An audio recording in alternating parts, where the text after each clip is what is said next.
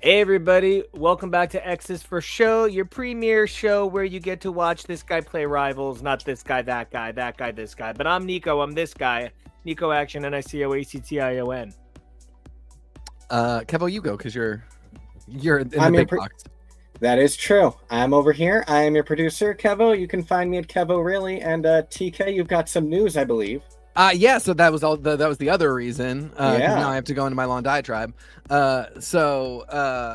Way back when I started podcasting with these guys, we were an X-Men and Marvel basically exclusive podcast, and so I named myself after my favorite comic book character. But then we branched out and we started doing other stuff, and so I wanted to do a name that was not just an X-Men name. And I had one picked out, and it was right when Elon Musk took over Twitter, and promptly Twitter shit the bed and lost the name that I had intended to use completely in its ether. And I was never able to recover it. So I went with a slightly different name and have been using that. But now that we are all off Twitter and I have that name everywhere, including domains, I am finally going by the name that I'd always intended to, which is TK Accidental. And if you are my age and were very into the indie music scene when you were in your late teens, early 20s, in the early 2000s, you may recognize that as a reference to the song and band Casey Accidental, which was a precursor to Broken Social Scene, that they then made a song called Casey Accidental for You Forgot It in the People, which is one of my favorite bands, one of my favorite songs. They are Broken Social Scene is one of my favorite bands, but Casey Accidental, which was primarily them just doing instrumental music, is also one of my favorites. And it was a name that a very good friend used to call me back in my days of going to a lot of concerts, and I've always cherished it very fondly, and so I have chosen to use it here. Yay. Welcome And so now home. it's there. I've got TK Accidental if you want to look for me on Instagram for the next 2 weeks before I shut down my Instagram account, because Mark Zuckerberg is also evil. And then Blue Sky, TK Accidental. Look for me there. I'm there. I'll be there. It's what I'll be on Twitch and YouTube as well. But yeah, that's where we're at. That's what's going on. That's my monologue. I love it. Now, what are you here to do?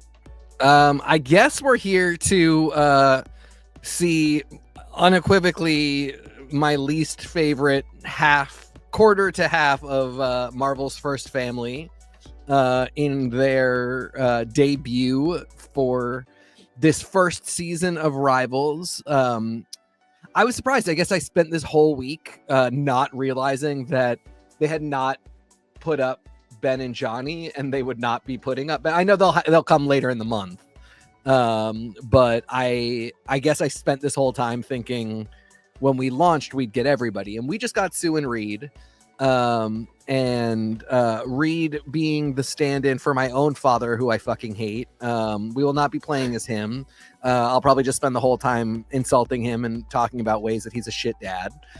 Listen, that's my prerogative. I can't afford therapy, so I just yell at Reed Richards in comic books and now in video games. But I'm kind, so I'm not going to play as this character and suck and just watch him die constantly and ruin everybody else's game just to get some kind of catharsis, because I'm cool like that.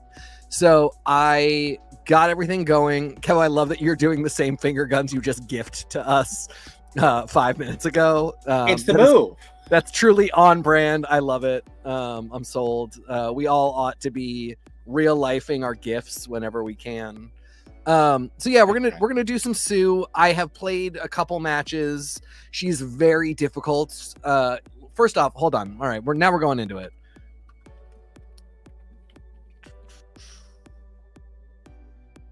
So we got a new battle pass. We're gonna take a look at that real quick. But they came with these. They came with their hot slut outfits. Love that. This is a double serve, I think. I would like your opinion, Nico, particularly of Reed's. You got this. I'm sorry, I was on mute. I know. I saw you frantically like, looking for the mute button.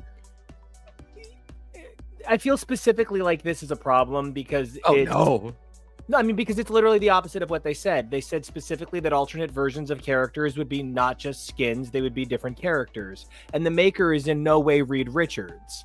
The maker is the maker. So unless this is specifically Ultimate Reed Richards, then it can't be that the maker is just a skin. And if that is the Malice skin of when she got Maliced, then it can't be the same Invisible Woman. So this is sort of automatically kind of collapsing in on itself day 2. I mean, we did say that's what was going to happen. I don't know. I'm kind of okay with this because, like, Sam Wilson is not Steve Rogers, but they are both Captain America. So, yeah, I don't want Sam Wilson to just be a Steve Rogers skin. Elektra Nachos is not Matt Murdock. And so when we get Daredevil, I don't want Elektra just to be a Daredevil skin. But I don't know. Like, they already did it with Namor. Namor's more traditional looks are just skins for Namor. Which it was even my problem when they said it in the first place. It's always so funny to me when a company is like, this is what we're doing, and with the press release they are automatically wrong.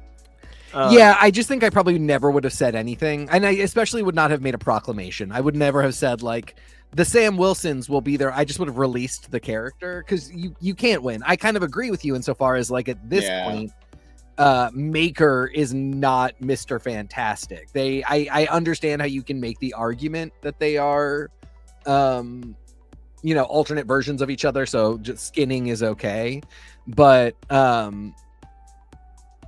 Maker's does some pretty wildly different stuff than Reed does, including elongating his head to fit a different sized brain. I don't know, man. So I think it's a little bit of a tricky situation. That's not a skin. That's just opting to not make another character, which then, the question becomes, is it better to get that than not get the character? Which makes me kind of wonder about, like, your previous namesake, Nate Gray. He's not just a skin of Cable, but he is as close to just a skin of Cable as Maker is to just a skin of Mr. Fantastic. So I find myself a little hard pressed to know where the line is, because then we're also in a funny place where, like, is Psylocke proper, or is Betsy proper, is Captain Britain Betsy proper going to be a skin of Psy? Yeah. So now, are we going to get real characters like, real characters is what a shitty way to say it, comic accurate characters? Yeah. Right. Are, because, like, you already say that that's the case with Namor and Namor. So I see it, but, like, I feel we're also missing the point of, like, Maker is so different from Reed, he should have a different power set. Right. He's not just stretchy, he's also disgusting. And, I don't know. I'm fascinated. I hear you. Her tuck is phenomenal. We got to throw that out there right now. I've seen several women say that even though this shows less skin than the original Malice look, it is more problematic. Yeah, it's very offensive. For one thing, I just want to, guys, if your fetishes go below the knees, just we're headed right there. Her long painted toenails are horrifying. Do you see this? Oh, yeah, those are bare feet. Yeah, bare feet. Her toes are fully out, and she has claw toenails. Fully out in front of God. Somebody's fetish was fulfilled today, and I love that for them. I am grossed out, but also I love it a little bit. To your point earlier about not getting Johnny and Ben, one of the things that I think is considerable is what's the second wave. If you do a second wave that is not just the main Fantastic Four, now you're dipping into whatever is going to be the sequel to Fantastic Four. So you wind up in a kind of a sticky situation. I don't know what you can do with a property that's for set people, because it's not for set people, but it's for set people. So like they're definitely not doing anything other than Ben and Johnny this month. Well, which is why if they had done all 4 up front, yeah, then they could have. Yeah. It's kind of funny that from a certain angle he has like something of a butt, but then no butt. But no butt. it also is weird how from behind he looks kind of like Havoc. Yep. Yeah, they really didn't yeah. elongate the helmet to the degree that Maker does it.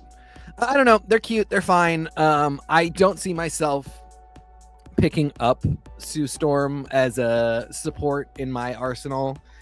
Guys, she's really difficult. Okay, so thing 2. Let's pull it up here. Oh, I just want to say I saw legendary queer Marvel artist Chris Anka posted thank you so much for giving us Invisible Woman and Reed Richards, because now there are characters that gays will not be the healer as and straights will be the healer playing. Yeah. And it's so nice.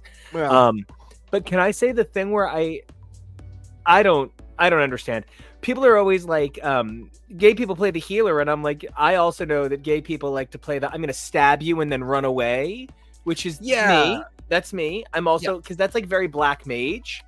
Well, that's just because this game is so limited in your class choices, because it's just skinning Overwatch.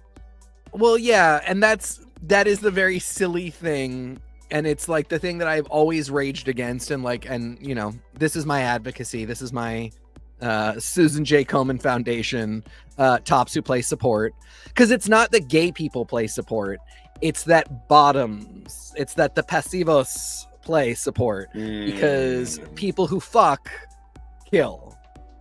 I don't think you can prove that almost every single one of the characters I play has a large phallic object and they only get bigger and bigger. And I mean, I know some real gutless pass around party bottoms who are the best damage players in the game. And you know, I am the opposite. I am a support top. And I love to play supports, and I just think they're fun. And I you know, I've talked about this a lot. It's a very silly thing. That said, I do believe that well, I don't know. Chris Anka has a point, but also Sue is still a little cunty here, and I do think that she's going to have her gaze. And Reed is looking the hottest he really has ever looked, and I think he's going to also have his gaze. I do think that Reed especially is going to become the Ryan Reynolds of Rivals, the guy that every straight guy goes for to be like, oh, I just, you know, he's like cool or whatever. We just started. Okay, so listen.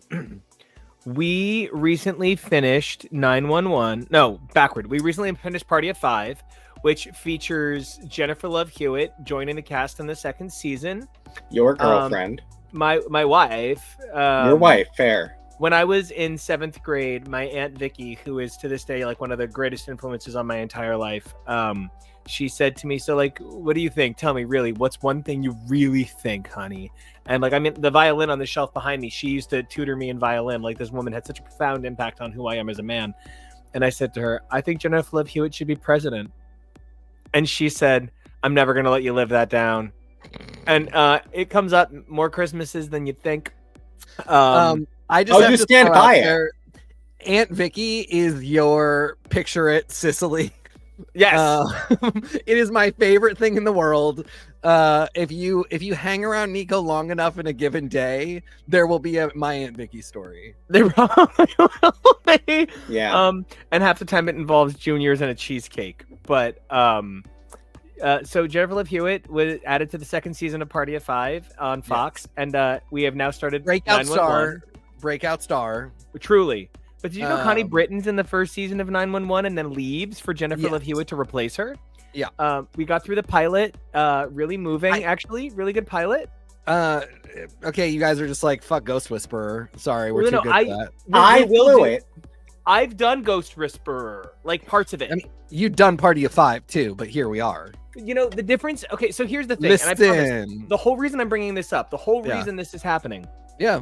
one of the things that I think we sometimes see with this engendering of malehood on characterization is there have become a few more nuances than just sort of the Clint Eastwood give me an airport and fuck yourself kind of masculinity.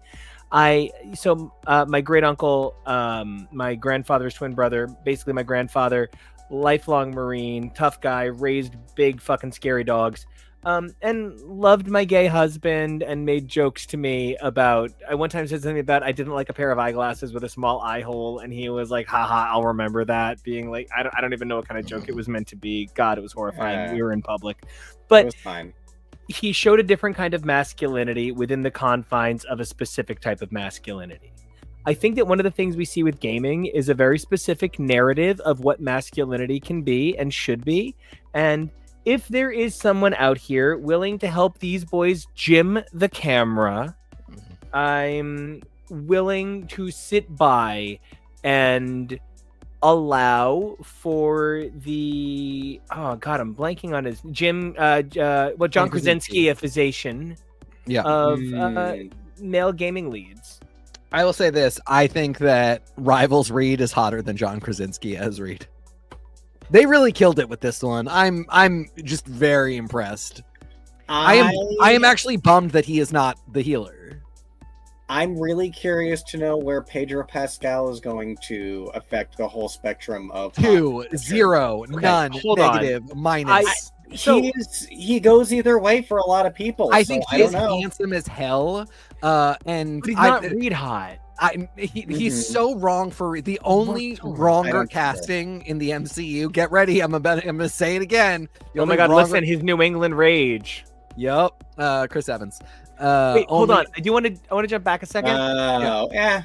So I saw Nosferatu earlier this week, and actually was kind of impressed by Aaron Taylor Johnson's performance. Only realized it was him when I was like, yo, this guy, these bloom. Oh, that must be Aaron Taylor. I made the connection. It was very funny.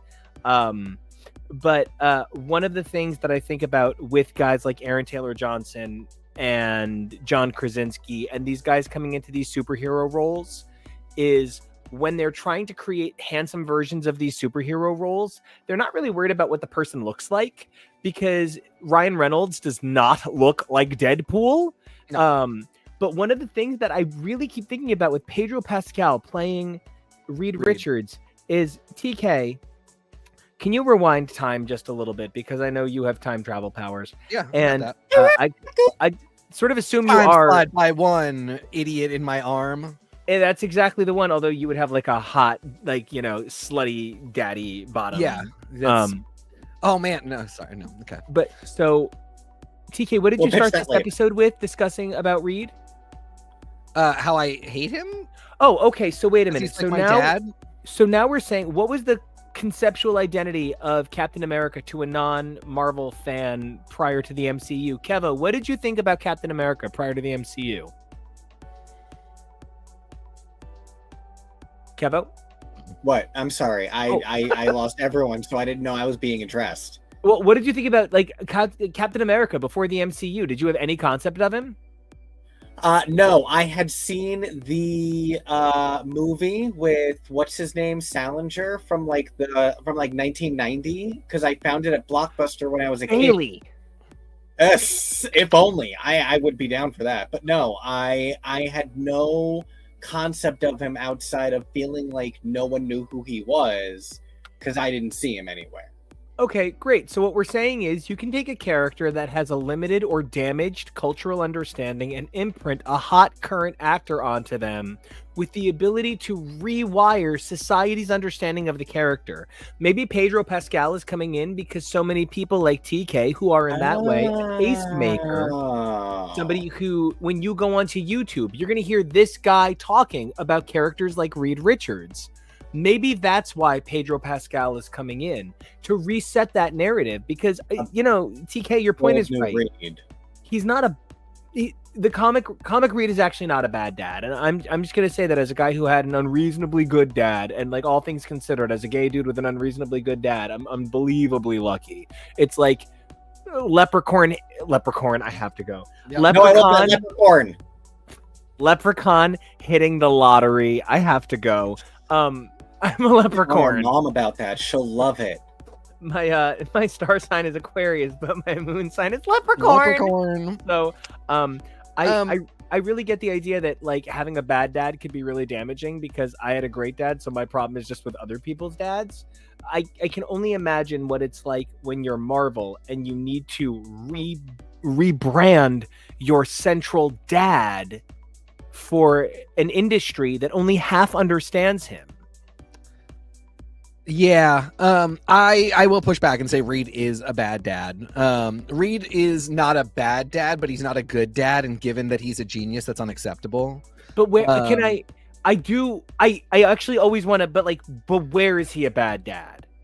I really want someone who has read, and I've only, like, not being funny, there's probably 4,000 issues with the Fantastic Four. Yes. I've maybe read 1,000. Yeah. At that, I've read 250 called Fantastic Four. But like, I actually challenged someone, give me an example where he's a worse dad than, and I'm going to name 5 people in the Marvel Universe who are worse dads. There are so many bad dads in the Marvel Universe. But they don't get dinged for it. I don't ever hear anybody go, oh, that's a bad dad. But I hear that Reed's a bad dad. Because Magneto's a bad dad. But he was the first, everyone who's a bad dad is from the 1960s.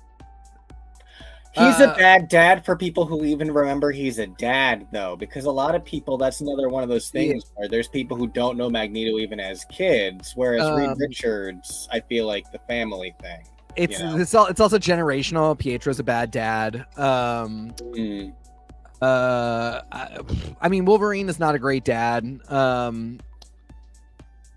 Charles is a horrible father. I mean, like, who's a character that is a father that wasn't created in the 60s to the 80s? Like, give me one of those. Sure. Luke Cage is a great dad who was but he's from that era too. He's from the 70s. So just the 60s. Yeah, I mean, there's literally a cultural bias where we they're all bad dads. Luke Cage we automatically. What I'm trying to say is we automatically say that anyone created by a certain generation of people we subconsciously associate with a generation of men that we say are automatically bad dads. We automatically associate and project a generation to be terrible, even though not everyone. Cannonball is a dad from the 1980s who then moved to space to be a better full-time dad, so we automatically say he's a good dad. We understand that certain characters are created in certain iterative modes, and so we don't let them become the sins of their forefathers and continue to dump mistakes on characters created from a certain generation. Actually, I did have a problem with Cannonball being a dad after Krakoa because he did kind of peace out on them. After Krakoa, I haven't seen him once. Well, during Krakoa, since he showed up on Krakoa and was like, no, I don't. And they went to space to go get it. He like went back with them. And it's more just like dangling plot threads, not like Sam is actually a bad dad or anybody would write it that way. Jamie is not bad dad, but he also had sex with somebody who he knew as a minor 2 weeks before. So I don't know. I don't know. I hear what you're saying. I don't think you're 100% off the mark, but I also think what it came down to was a lot of writing them as dads in conflict in this way that was very like, well, what men do is what men do. And like the family has to accept that because it's what men do. And I think that is a big part of Reed. And the problem is it has just continued. And it never, I mean, like, it goes back to the original, for me, it goes back to the original Fantastic Four and X-Men. I think he is not a great dad there. I think where Franklin is concerned in general, he is not a great dad. It also shows up in Zdarsky's FF X-Men. For me, large parts of I think he's at his best, I will say, during Future Foundation. But when he is relating to Franklin directly a lot of the time, I think he's a really bad dad. Well, and I just want to say that I was so busy giving away a car that Stedman came in my ear and let me know that I was perhaps coming on a little hot.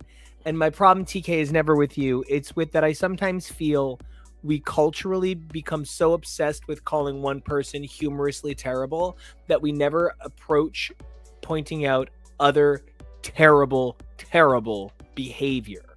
And so we make so many jokes about what a shitty dad Reed is that we normalize other horrible dad behavior and give birth to an entire new generation of scarred children.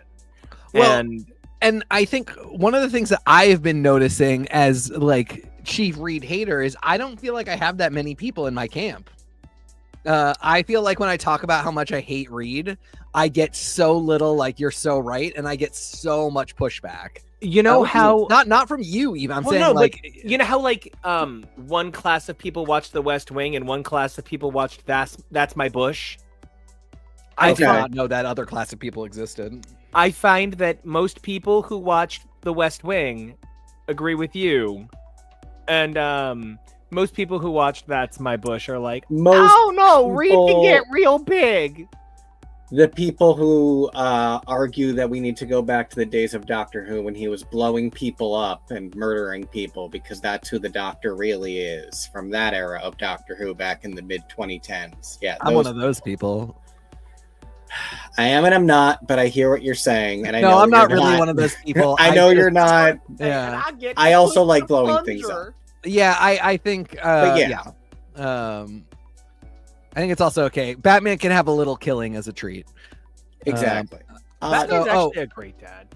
Batman actually is a great dad. Like that's the thing I love about Batman, from what I have seen, and I have limited interactions with this. I need to go read more Morrison. I know, but Batman's style is exactly what I want. From why I think Reed Richards is not a good dad, because Batman gets a kid and he goes, shit, it's going to make my life so much more difficult being a good dad for this kid. He doesn't say shit, having a kid is going to make my life more difficult. He says, now I have to figure out how to be the best dad on top of being the best detective, best superhero, having options for killing everybody. But I'm going to do it because that's what I do. I'm Batman. There's no excuse for me not raising this child to the best of my ability and using all of my resources to do it. And then he like mostly does it. He puts in the effort. He fails a lot, but he puts in the effort. And he does put in the effort. Come on. Oh, he does. No, I was laughing at how loud he was reacting to the tracks. Oh, okay. It wasn't bad for me. Yeah, it wasn't too bad. But then I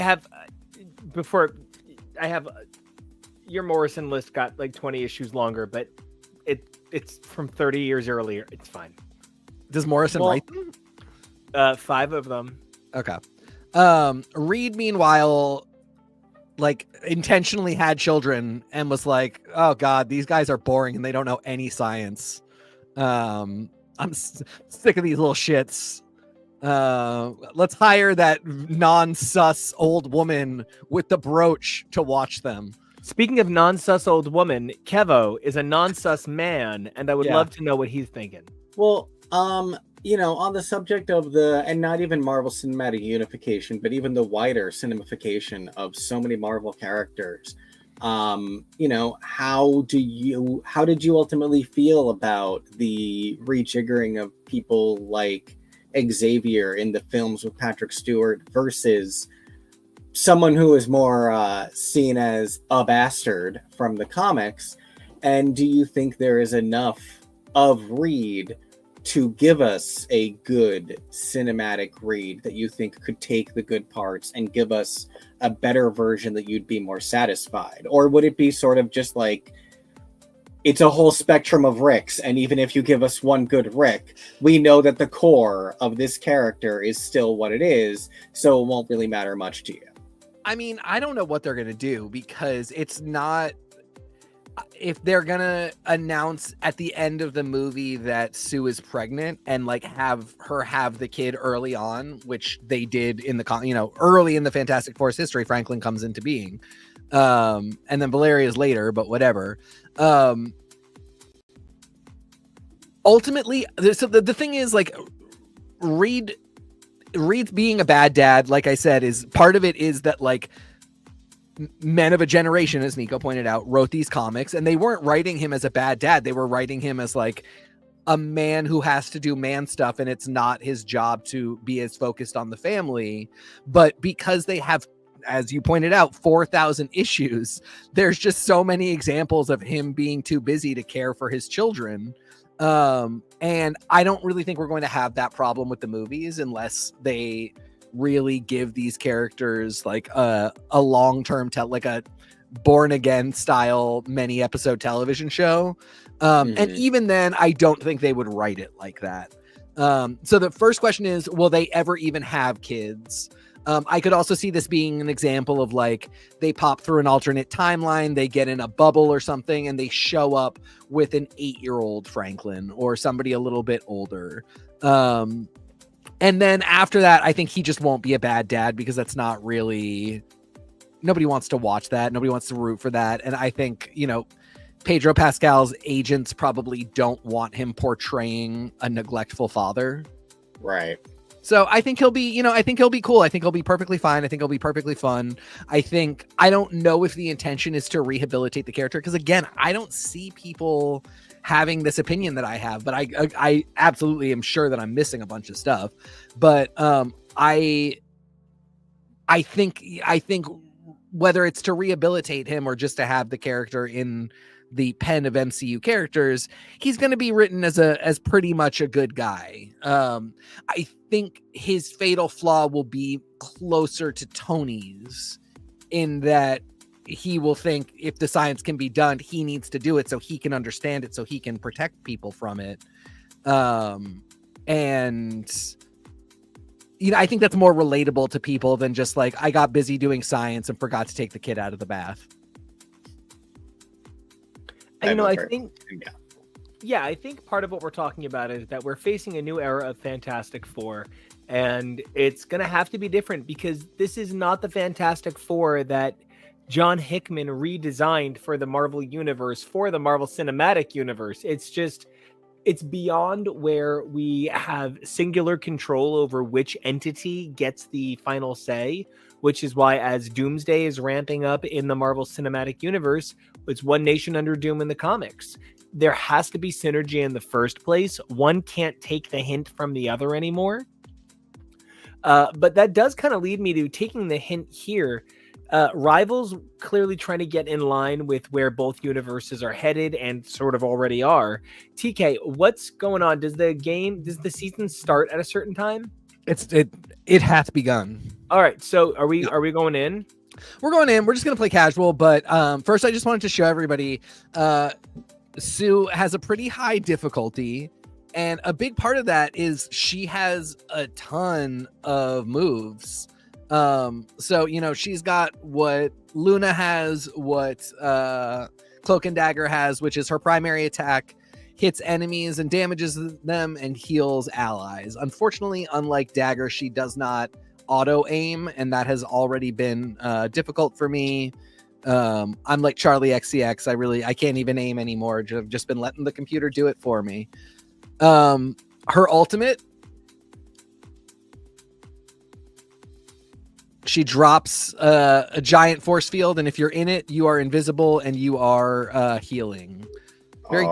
Very fun, very useful. She's got an ability to kind of pull people in and damage them. She has a push, but also a pull, which I find really fascinating. I'm going to need to, if I play this character very much, I'm going to need to learn how to get good so that when I pull somebody like that, they don't just kill me. Yeah, right. She's got this. Go ahead. I was going to say, it's the danger of Jeff, where when you accidentally absorb your own people. Yes. Although that at least heals them. It will completely screw up their moves if you're not communicating. But yeah, that's an interesting one. So she's got this with the V button, where you can tap it 3 times and she'll do punch, punch, and then a push out, which I think is really cool. It's just adding the V into the mix for me starts to be a lot of buttons. I'm surprised this was not an F. Oh no, we used the F for her shield for some reason. But she can do a double jump, which is actually really fantastic and great for mobility.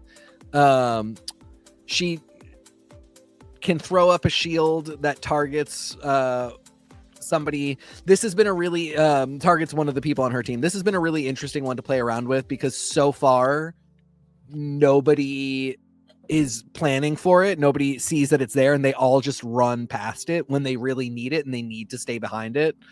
So that's going to be a fascinating one to play around with. And then, yeah, she just, her passive is she's just going to go invisible. You know, she'll just do it from time to time.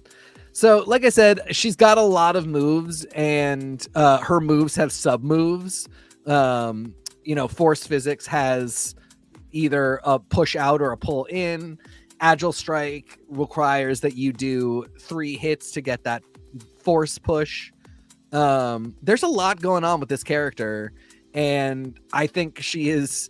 It's funny. Cloak and Dagger are rated difficulty 3, and I think they are the easiest. If nothing else, they're really easy to play because of the aim assist with the targeting for them. Sue is legitimately this difficult, and I am very intimidated by her. But we're gonna get in and we'll play a little bit, assuming I can even get her. You know, people are going in pretty fast to try and play her, so we're about to see what happens. That had been a big problem for me early on. Yeah, when you started and Logan had just come up. Yeah, people were not making it easy for me to get my hands on playing as Logan, which only frustrating because like and it's so dumb, but like I don't know, I feel like I love so I'm bad at video games. Like I'm not terrible at them, but I'm not great at them. But I love singing or playing guitar. And if somebody says to me, I can't sing a harmony, I kind of have to sing the melody line or I'll get lost. Sure, give me the harmony. Happy.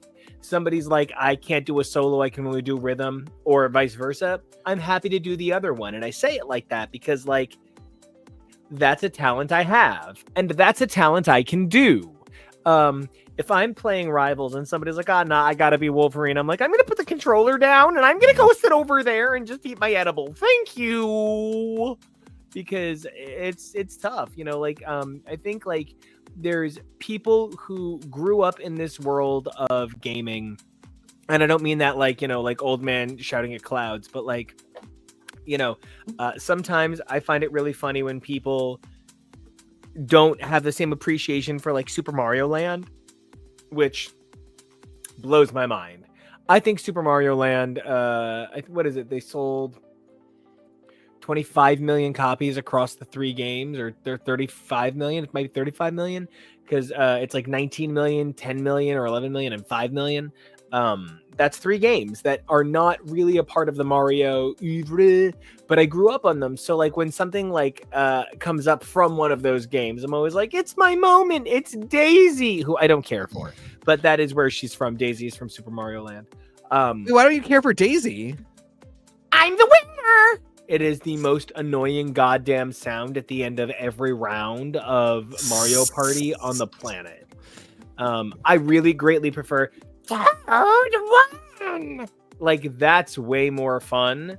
We've known some Daisy and we've known some Toads, and it's better to know a Toad than a Daisy. That's the I mean, I agree with that, but I just do. That's just because I think like any guy who would cosplay Toad's got to be hot. Yeah. You gotta have like a good attitude if you're gonna cosplay Captain Toad. Yeah, to get you that hat. Captain Toad is like one of my dream cosplays. Oh, really? Mine too, dude. I love Captain Toad. Like legitimately one of my all-time favorite games for any Nintendo platforming system. It's so good. I loved the idea that we have so come to associate Mario with the idea of the jump that enemies are based on it. So many of his like, you know, hero pose sprites are based on it. And then this game came along and said, what if you not only take out Mario, but you take out the jump? what a cool way to ask us to engage with something we already know so well. And I think that's even what I'm trying to say about this game. Part of why I struggle is because I don't have a deep Overwatch background. So I don't have the ability to say, oh, wow, I'm so eager to subvert my expectation of this game by looking at it in a new way. I'm still trying to look at it the one fucking way. Are you kidding me? This is you're asking me to drive stick and commercial. And my good friend, I have a moped. I hear what you're saying.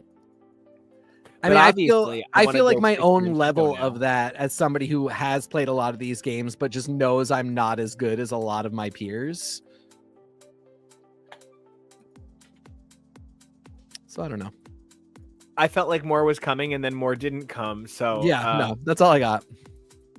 I do want to say that I am like really can't think of another way to say it. Discovered, really discovered video games for the first time levels of am having a romantic relationship with the Batman Arkham games.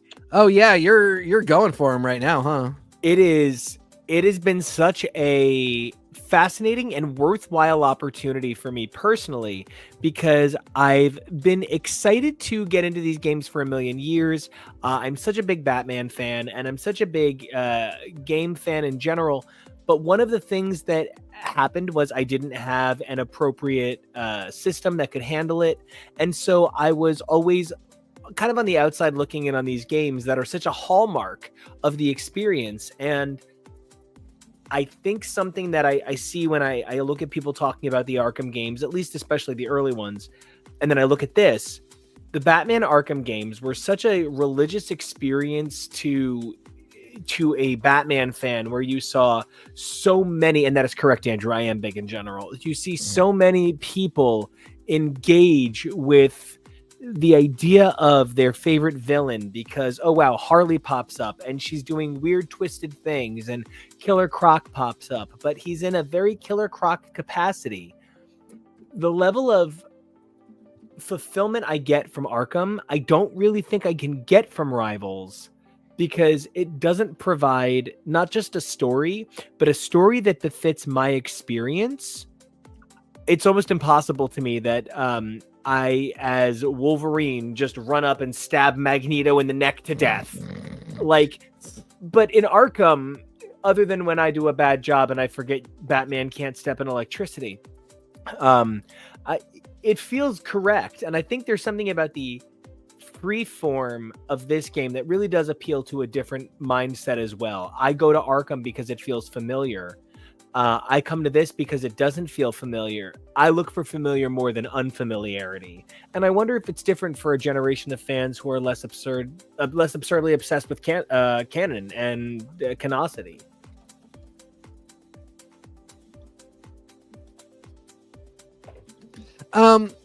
Yeah, I mean, like, your preferences are showing in a very good way. Like, it's nothing. I tend to like the game because I want a hero shooter, not because of the Marvelness often bothers me. The Marvelness. Interesting. Yeah, we just lost that. I mean, like, I can understand. I don't need anybody to explain to me why, for the purposes of this game, God, he's so hot. Logan has to be able to run up to Magneto and do damage, even though comic book wise, we all know that that's 100% nonsense, and Magneto just pushes him away. And I would kill for a game that had that level of fidelity to powers. I just recognize that gaming isn't there in terms of like being able to actually give us that. Like, it would just be too much to manage. Real quick, speaking of fidelity, were you aware that the Catherine Zeta-Jones role in High Fidelity was originally offered to Beth Orton? No, that's really weird. It is the greatest fact of all time, and that's why I always stay true to the things that I knew when I was younger. Is a true North, Strong, and United Airlines. And Michael Thanks for Douglas. flying. So it bothered. Somebody caught her first. All right, Cloak and Dagger it is. That's when I wish this was still AIM and I had a punter. Right. Oh. So I get why. I understand why that's not happening today. But I can also understand that that ticking something in the back of your head where you're like, yeah, but it's just not quite right. I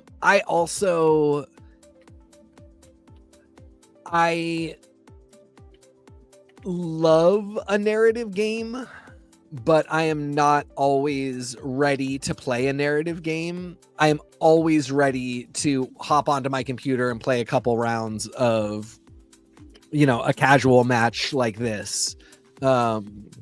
Or so many other different games where, you can just have a little bit of shitty, stupid gameplay. It is. I literally can't even begin to tell you what a difference that is from my experience. I'm like, no. Like that's a thing that I like that you don't like. That's when I need to play something for 5 minutes. And it's a system game, and I'm not just Marvel Contest of Championsing, which I actually uninstalled all my other little mobile games, including DC Heroes and Villains.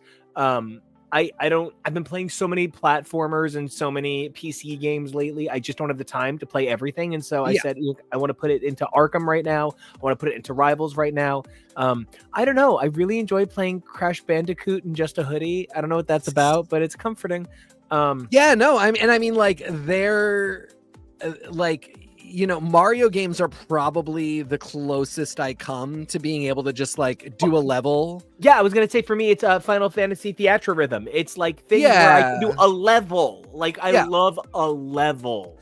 But even then, a lot of times I cannot do it. And I can pop onto this, or I can pop onto Splatoon and do one round of Turf War. And then just, go about my day. Wow, we are doing very bad here. Andrew, I see Andrew say yes, Final Fantasy. I just want to say that earlier today, along with Blue Sky Poster Squall, I broke news to the internet that the first 5 letters that you can get in the alphabet dictionary, if you play Final Fantasy X in story order, spell out uncut. I don't think they meant it the way you might mean it. No, it's not true, but don't prove it because it is. God, I can't believe I sent seriously 4 messages in Albed today.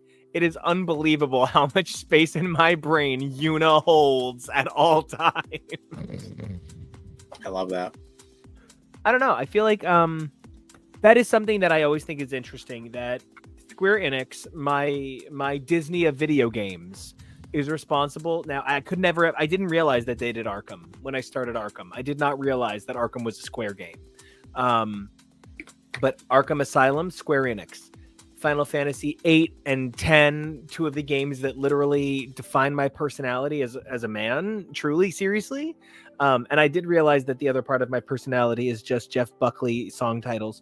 But I can't believe how much you don't even realize that these video game companies come to define your understanding of a property. And then I think about how bad a job Square Enix did with Avengers. I played it. Me and former contributor, now bodybuilding king Kyle, played Avengers together. It just did not pay off. And so I wonder what a Marvel game from Square Enix, with the wisdom of what did not work about Avengers, which was literally everything, could possibly do for them. Because I'm looking at Rivals, and you're right, I can't just pick up a level. This is not how my brain works. But what if, because I actually kind of can with Arkham. It's really weird. I'm good doing 2 tasks. Okay, I saved the warden, and now I got the 3 guards out of the holding cell. You know what? That was 25 minutes of gameplay. I see I went up 2.3%. I can shut down the game. I'm having a good time. I feel like I can't do that with Rivals, because I play quick play. I'm a quick play bastard man, and I can't ensure that I will get the quick play game that I want I'm like tripping over my words. I'm trying to get it out so fast because like sometimes it's basically capture the flag, sometimes it's move the tiny cart through the tiny village like you are Belle hoping to get a new book. And so I don't know. I'm pretty excited by it, but I also think that one of the other things that I hope Rivals gets, and this is, I guess, maybe unfair, but I love seeing the way that fans have responded to Arcane. It's been honestly amazing to see the fan response to this product, seeing the way fans love Arkham and the fact that there is an Arkham Omnibus that I'm going to get myself for a birthday present this year. It was so, Andrew, I was also disappointed when the beast turned into a man. It's really important to note that the canon of these games can become really special to people. And I would be interested in seeing how much they could develop the world of Rivals.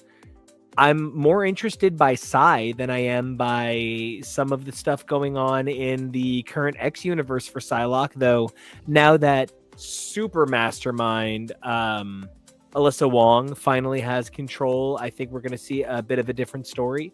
But I mean, I would love to see Rivals get the attention it needs to develop this world a little bit further. I'm so curious to see. You know, like I said, NetEase remains one of the big question marks in all of this for me. They used to have a reputation as a kind of slimy company, just a company that made shitty mobile games and cash grabs and stuff that wasn't good. And you know, NetEase made the Marvel MOBA Super Fight that never made it to America. And you know, that shut down eventually, which I imagine probably made a lot of financial sense because it never came to America. But they don't have the reputation of that Blizzard had. Or that EA has had, and not all these reputations are good, but there's also a history, you know, like Blizzard created Warcraft and they created StarCraft. Well, and I mean, Blizzard, Diablo. Yes. Then they created, yeah. What a staple of what came to be a game that brought people to gaming the way Marvel brought people to comics. And, you know, they got acquired, things changed. They did end up being kind of a very bad company in the end, but they were fantastic for a while. And that's sort of where they got a lot of our trust, so that when they created this hero shooter, people were really excited. NetEase doesn't have that, but Disney and Marvel do. So it's a very interesting place that we're in right now. I agree with you insofar as like, I think the world of Rivals, as like, and I love that you mentioned Arcane, because Rivals as an Arcane for Disney Plus, something that's like, you know, kind of like What If, but since they closed down since they did the last season of What If, they can do something different, and putting insane production values into a Marvel property, animated property that can sort of relate to the fan base from a very different venue, in this case gaming, I think could be absolutely fascinating. And because there is kind of just enough story here to build on, but it is not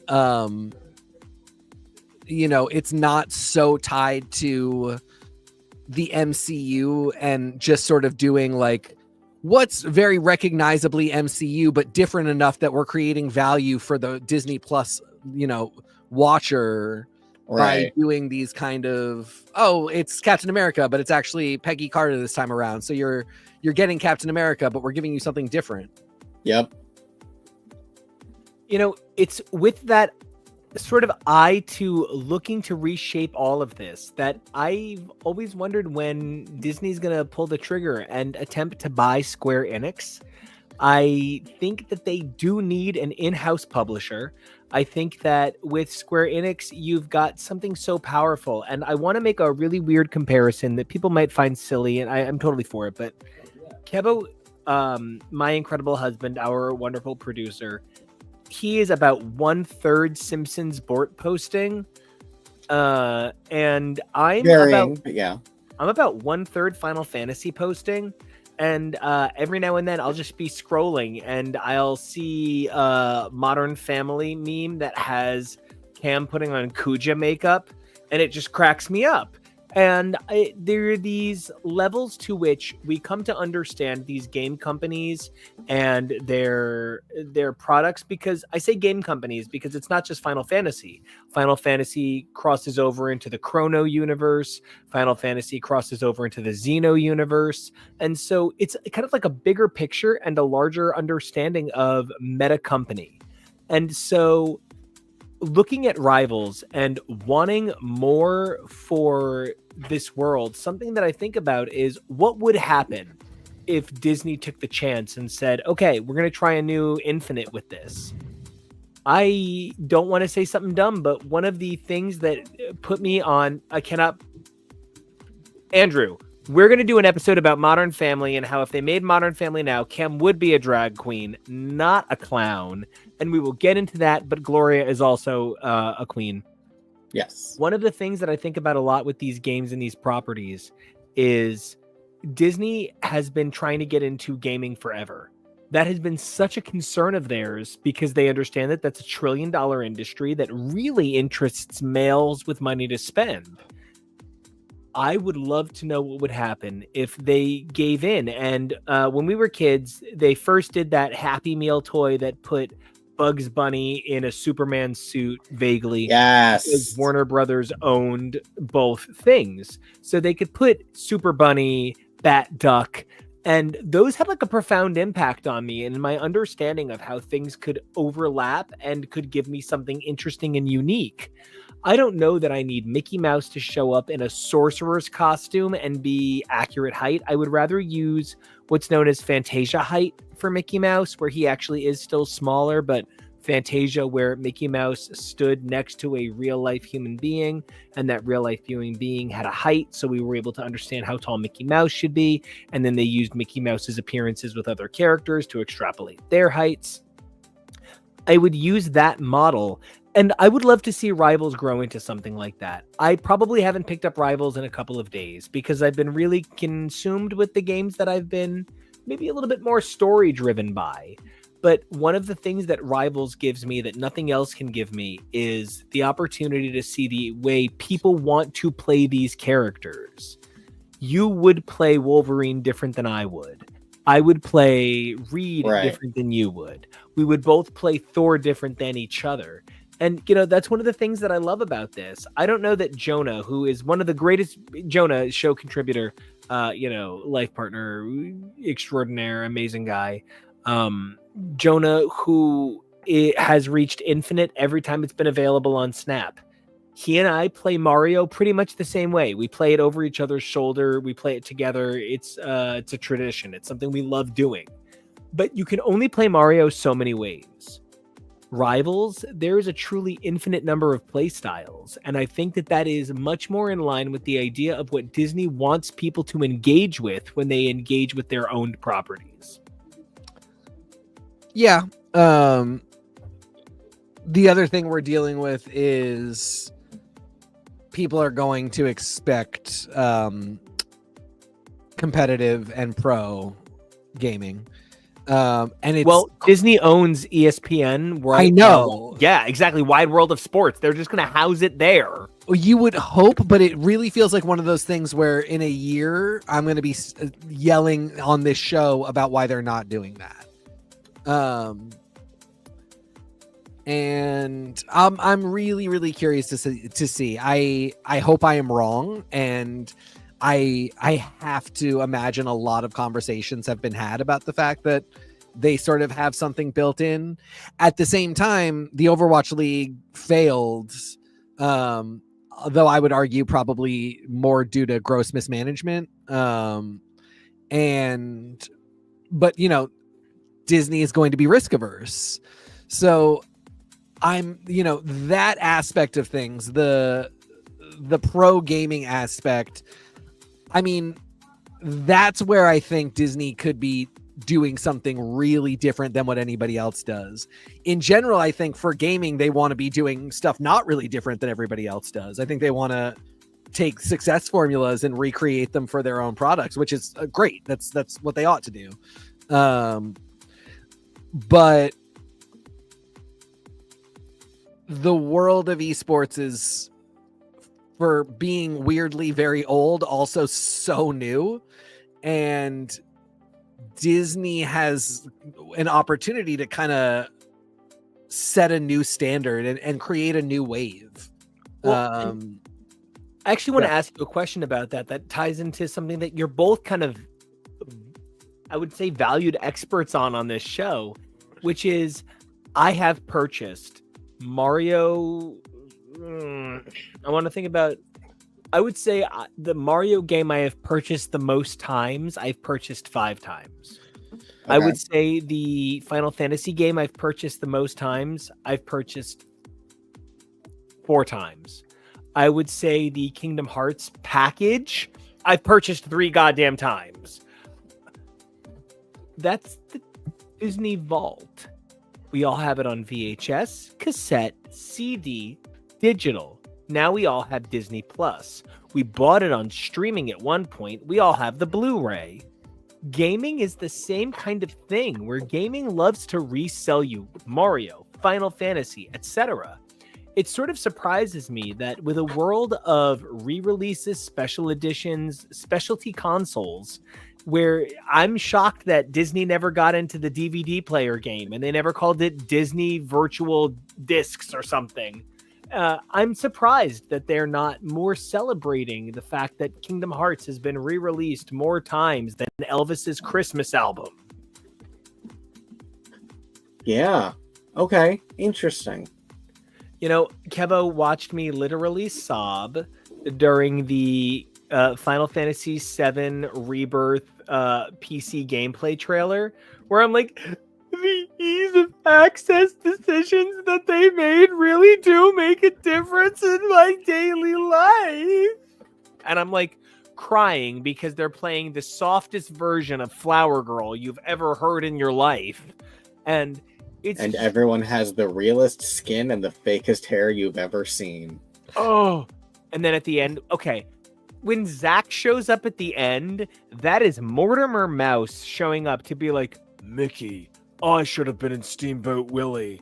I don't know why he's voiced by Keanu Reeves in this, but he is. And give him his moment.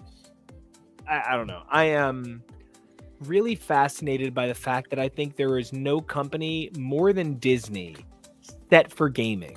Star Wars, Marvel, the legitimate Disney oeuvre. Like, I would play a very serious game, and I'm not saying serious like George Miller. I'm actually saying serious like Steven Soderbergh. I would play a Steven Soderbergh directed Stitch game. I'm not fucking with you. I saw the trailer for his new movie and I'm like, God damn, this is why this guy's a legend. These trailers, they are for everyone. Woof. But and that's hey Joey. Joey, how you doing? Obviously that is a reference to Cage Club. Obviously. That is a reference to Cage Club creator Joey, who is a huge Steven Soderbergh fan. And I am also a big fan of Joey's. But no, I mean, really, we are talking about a world where there is a lot of potentiality to see these sorts of characters grow in new ways. Especially when they're under one brand like Disney, where they could bring together Star Wars. Stitch could legitimately have a lightsaber and be force sensitive in one of these games. If we can get Sai, a Peach Momoko re-envisioned version of Betsy Braddock plus Conan, who is really Psylocke but is also maybe Revanche, but are really two separate women, where one of them is now going to be Captain Britain for the foreseeable future, I think we can get a version of Stitch that's kind of serious, that has Force sensitivity in a game like Marvel Legends if it gets grown out to be Disney Legends?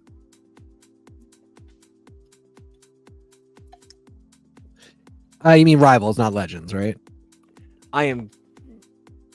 And I was going to be like, KEVO, that monologue, that's a short. And then I said Legends, and so now I just want to crawl into a little Star Wars Legends. I'm just making sure. No, I think you're right. I will be interested to see if this game is testing a framework for other stuff that Disney can do. I think the most obvious thing is Star Wars Rivals. Oh yeah. And yeah, I mean, then you've got Disney Rivals, but the game we tested out on Wednesday, Mystic Mayhem, which is another NetEase game, and is also giving us a lot. Have you played again?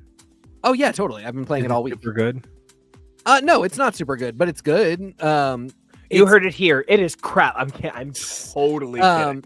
It's not as good as MCOC, but it has features about it that I like more than MCOC. No, really. I was so impressed with the gameplay, the map style, the autoplay format, the unique choice to lean into a daring visual style, great character choice. The power seemed cool. I was really impressed, and I can't wait to play along. Yeah, I'll be interested to see where it goes from here. It's mobile games show their beta a lot worse than PC games do. I mean, because PC games are always buggy and terrible, and so even when they're out of beta, when they have a bunch of bugs, people are like, "Oh yeah, that's just gaming." But with mobile games, I feel like there's an expectation of seamlessness such that my point basically is like this game feels like it could come out tomorrow in terms of like I haven't seen a lot of bugs. I haven't seen a lot of problems where I'm like, well, it's going to be a while before they can release this. But with Rivals, you could see what parts of it were really still beta testing and trying to figure out what they were going to do. So I'll be very interested to see what we do with how long it takes for Mystic Mayhem to come out. And again, like the Contest of Champions is such an impressive, successful, really difficult mobile game. Like the number of stats and modifiers that you need to be aware of to successfully play Contest of Champions never ceases to amaze me. Every day I'm sort of wowed by like what I don't know in that game, in a way where sometimes it's actually really frustrating. But this was really the hardest Battleground season for me since season 2. I have not achieved Platinum 1 within 2 days in a really, really, really long time. I have not achieved Platinum 1 within 2 days in a really long time. This was not my favorite season of Battlegrounds, and it was because there was a lot of new gameplay to consider, and people whose teams were a little bit more designed for it than mine were.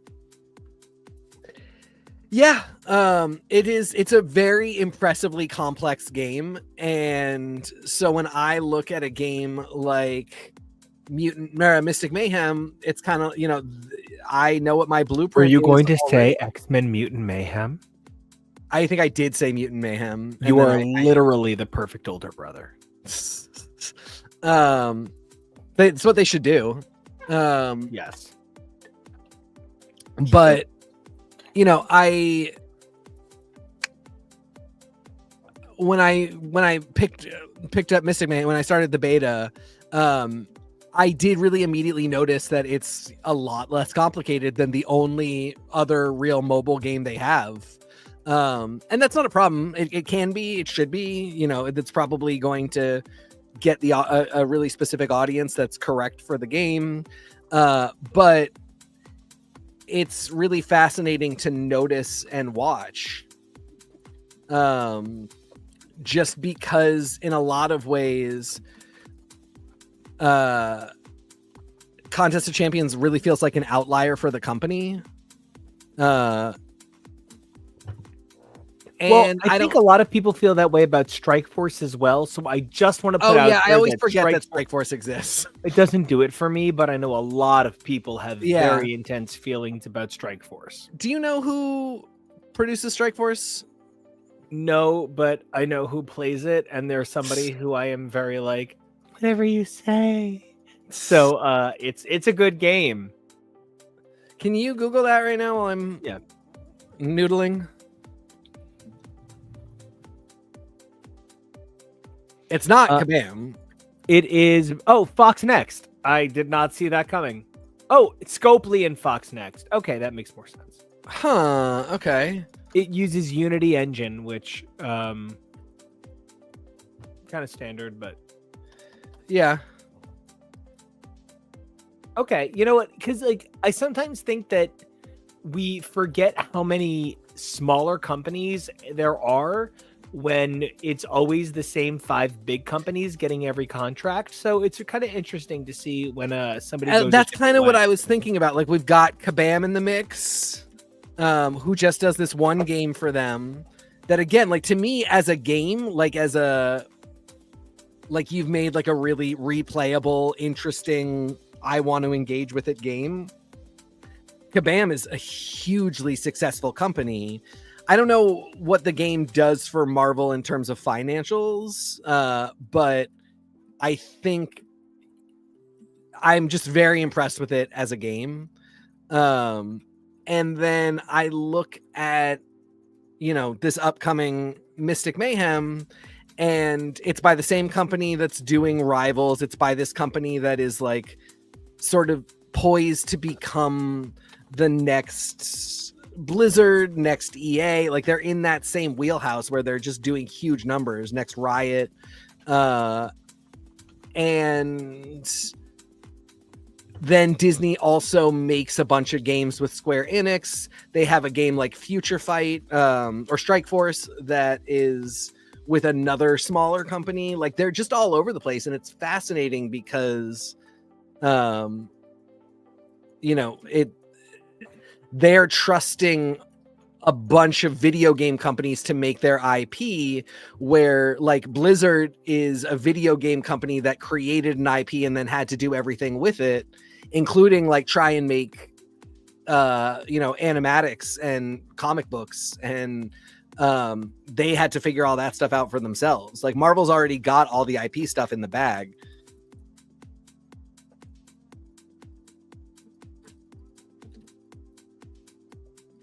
Oh, I was not on mute, and I was like panicking to find the unmute button. No, that is actually something that I think about a lot. When we talk about how a single company has a lot of ideas, Image has so many incredible comic book characters, but so few of them are the top 30 style superhero we think of. When we think about Marvel and DC, we think about how many superheroes they have, but so few comic book characters outside of superheroes. Now, I'm all here for the Werewolf by Night, for the Doctor Strange Multiverse of Madness horror aspect of superhero storytelling. But something that winds up happening, for me at least, is when you are so shackled to this idea of superheroes, which tie into the nature of police automatically, not to give Alan Moore any credit, but kind of naturally, there is something about the superhero narrative that lends itself to law enforcement. You can only make so many kinds of games. And when you're talking about a company like Marvel, who has sought so hard to create those other aspects, I don't think it's that they haven't created incredible god characters and incredible dark magic characters and incredible future science characters that they've failed to stimulate that sort of storytelling.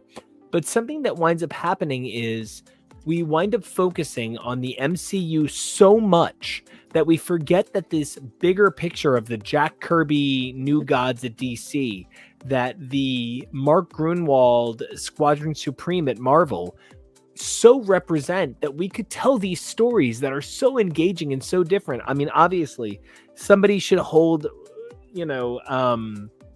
Warren Ellis's hand 30,000 feet underwater. But when you think about Transmet, what an incredibly powerful, important book. When you think about The Massive, again, a guy you should hold's hand underwater. When you think about The Massive by Brian Wood, you're talking about a book that asks us to consider a bigger picture of storytelling. So I think about when you say that Marvel has the IPs, but all they're missing is the ability to use them. It's in part because some of Marvel's most daring, most incredible IPs that would translate to the most exciting stories, I don't know that you can truly tell a Jessica Jones story in a Marvel video game that could highlight what makes Captain America so accessible to a 9-year-old in the same way. And it's hard to decide which part is more important, because I think pushing comics further, pushing comics into a new level, that we could possibly reach a point that like Norman Lear comics could exist. I guess I'm trying to ask for Harvey Pekar. I'm looking for American Splendor on a lot of levels, but that we could see these games reach that point, because there are games that challenge the way we think about narrative. Not to be a Nintendo boy, but I think Mother asks us to, Earthbound and Mother ask us to think about the nature of science fiction, the way that Metropolis compels things differently than Invasion of the Body Snatchers.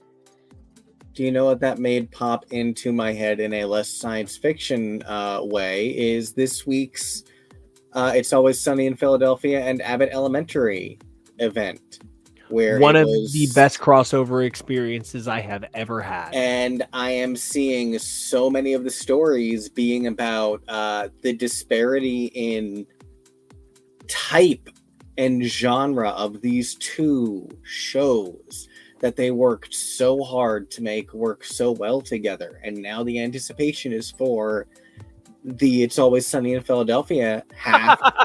I can't believe with it. The Abbott Elementary cast that is going to be very interesting to see. But that is a very similar thing along the lines of, Captain America gearing toward kids. Even Captain America gearing toward a 9-year-old, like you said, would not, I feel, be the same audience necessarily as one of the MCU's most popular films, Captain America and the Winter Soldier. That was a very heavy tone. Inevitably, it all gets pitched to 9-year-olds because they want to sell toys. But, it's the Batman Returns of it all, where should it have been pitched to kids? I don't know. But hey, Danny DeVito again. Danny DeVito again. Always Seriously. Danny DeVito. We always do that. I wonder who he would play in the MCU. But Puck. Yeah. Who? Member of Alpha Flight, who's a very short man. I'm a little man. Okay, or there you go. Pip, but Pip was already cast, and I can't do that. I mean, they didn't really cast Pip. They just made a CGI model of Pip. Oh, wait, no. Is it Patton Oswalt? It was, but it was just the voice. Yeah. And who knows if we'll ever see it again. Are you you playing more? You tapping out? I think we're tapping out. One of the things that I really love about these special episodes that we've done, they've all come in around the same time. And we're going to do an exciting 7-day week of Rivals over on X's for Podcast, where you're going to get every one of our Rivals streams for 7 straight days before we resume our regular broadcasts. And it's going to be really exciting. This is the last one. I am so excited to bring this to you guys, because part of what we do so much on this show is we talk about the future of comics, and not just in the pages of the comics, but the bigger picture. And something that I can't help but notice is they are putting so much attention on Doctor Doom in literally every one of these universes. Oh, But yeah. something that they're not doing is putting any emphasis on who can defeat Doctor Doom in any one of these universes. The plot of the upcoming Red Hulk title that is by, I feel so bad. It's either Ben Percy or Jason Aaron. It's somebody whose testosterone kind of oozes out. I can't remember who. But Red Hulk is going to be facing down Doctor Doom in a title. I know Red Hulk is appearing in the MCU. I do not believe for one moment that Thaddeus Ross, played by Harrison Ford, is going to be the guy who brings down Doctor Doom.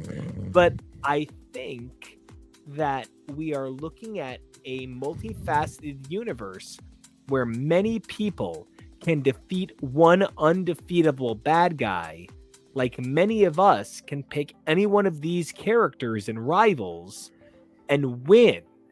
There's something about the putting it in your hands, your iterative version of a universe, that I think we're going to start seeing celebrated a little bit more by Marvel across the multiverse. Yeah, I really hear that. All right, TK, what is your big takeaway from this new season? You're the one who played it. I want to know. I mean, I'm literally scratching the surface. My total gameplay, I think at this point, is less than an hour. So still a lot to discover. Sue is a really interesting character, lots of utility. I'm very interested to see how people play her. I got my ass handed to me by a bunch of reads. So I think he's going to be a really strong damage player. I didn't even pay attention to what their team up ability is yet, so I got to pay attention. I got to get back in and check that out. And yeah, I mean, we still have 2 more. I think we've got another damage in Johnny, and I think we've got a Vanguard in Ben Grimm. NICO, I could see him being a really good Vanguard for you. I can imagine it, I should say, because he's going to come out and the kit is going to be like, for some reason he flies, and then he's just going to be a terrible option. But he is ostensibly a big brawler, and so I'm very excited to see what that kit looks like. I am still, there's a part of me that is still really like, smarting is the wrong word, but I'm just like, I have one really raised eyebrow about this non-blood hunt that is post blood hunt that was not a successful event. And again, I think it speaks to the fact that these things are planned so far in advance that they for some reason were all in on Krakoa for this game, and then by the time the game launches, we are fully out of Krakoa. And similarly, they plan to do an event that is essentially Blood Hunt, and we are past Blood Hunt and nobody really cares, and it wasn't super popular and it wasn't super exciting. So having that be event 1 is just a little bit like, I maybe would have had the first event be like Rival Civil War, something that everybody kind of knows about, that even got MCU-ified, and also can explain why you would have a game where in a match Reed and Sue are on opposite teams fighting each other. So yeah, I don't know. I mean, like, nothing bad, but like nothing. There are a bunch of things where I'm still like, I don't know how we're gonna do all this. Like, and also like, I'm very curious in 10 years if Rivals is a huge part of the cultural zeitgeist and comics and movies are still coming out. How will these things all be timed, and how will they all be informing each other? So, every time there's big changes to the game, that's something I always think about, notice, and that's what I will be paying attention to as I dig into this over the next couple of days. Well, I love that, and as I start to play it as well, I think I will wind up playing a little bit more Reed than I will play Sue. I just feel like I'm not a good support. I'm always like, no, I'm gonna die, I have to run, and so that does not make me a good support. But I am also really excited to see how this shapes out the bigger picture of the Marvel Cinematic Universe and the Marvel Rivals universe. The Marvel Multiverse is such a big picture, and it winds up taking even a look at the novels that we kind of stopped covering a long time ago. But I was thinking about how many of those novels were so careful to avoid Krakoa during this era, where games like Rivals were developing Krakoa. So it's It's so interesting to understand that different aspects of this multiverse were always tasked with doing different jobs. Kevo, as somebody on the outside of the gaming part of this multiverse, was there anything you took away from today that was super exciting? Dad over here is pretty exciting. This model is pretty hot. So whatever you think of Reed Richards, kudos on the art. Yeah, I am loving it's very beautiful. It's a very interesting game. You know, something that you said that I found very interesting is that it feels like this game is a lot more play as opposed to the games that are a lot more work. And that's nice. So I'm very intrigued by it. I'm excited to see how it interacts with everything else. And just, having fun hanging out. Well, we've got a lot of hanging out to do this weekend. Yeah, we do. Well, I can't wait to come back and hang out tomorrow to talk Traitors. TK, have you watched the first 3 Traitors of season 3 yet? No, I have not. That's part of my my post Rivals plans. I'm very excited. Oh, we gobbled them up last night. I figured you did. There was a point at which I messaged you and you didn't respond for a while, and I was like, "Oh no, he's definitely watching Traitors right now." I was definitely watching Traitors right now. You're still not in there. Yeah, I don't have Peacock, so I have to wait for it to come up on DVR. My parents have Peacock, so I stole theirs. But until we come back, Kevo, where can everybody find you on the interwebs? You can find me over on the socials at Kevo Really. That's KEVOREALLY. TK. You can find me at TK Accidental on all the socials, as it was always meant to be. And I did a cute thing. I discovered while looking for domain names that there is a .dental TLD. So I picked up the domain tkaxa.dental, and that is my verified domain for Blue Sky. So if you look me up, it's tkaxa.dental, but if you look for TK Accidental, it'll just show up. So anyway, that's where you can find me. I'm also, like I said, I'll be on Instagram for probably a couple more weeks, and then that's got to go too. And yeah, we'll talk soon.